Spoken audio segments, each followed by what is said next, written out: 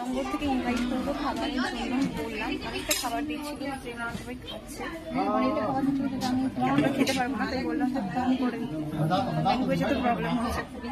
তো ইশারাতে একটুখানি হলেও দেখা যাক কী হয়। বাকিটা প্রবলেম হচ্ছে, বাট এই যে খাবার পাচ্ছি এখানে আমি জানি খুবই আছে বলে বলে, তো যেটুকু বুঝতে পারছি আমি খেয়ে দেখছি কেমন লাগে। ফার্স্ট একটু বড়ো টাইপের জিনিস আছে,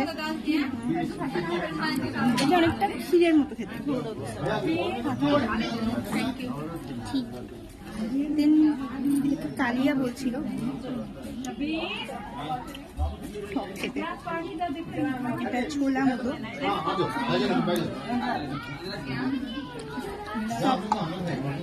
অ্যান্ড রাইস। এটা অনেকটা পোলাওয়ের মতো গন্ধটা।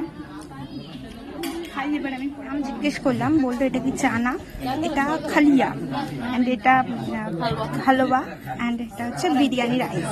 খুবই ভালো নিজের খাবার। এই যে তখন নোংরা প্লেট তোমাকে নিয়ে উঠতে হবে এখান থেকে খাবার হয়ে যাওয়ার পর, এবং এখানে হচ্ছে ডাস্টবিন, যদি কোনো বাচ্চা কাচ্চা খাবার সেটাকে ফেলা যায়, নষ্ট করতে বারণ করে। অ্যান্ড এখানে হচ্ছে সাবান আছে একদম পুরো প্রপার, আর তার সঙ্গে সঙ্গে জলও আছে, তো যদি মনে হয় তো প্রত্যেকটা জিনিসপত্র ধুয়ে রাখতে হবে।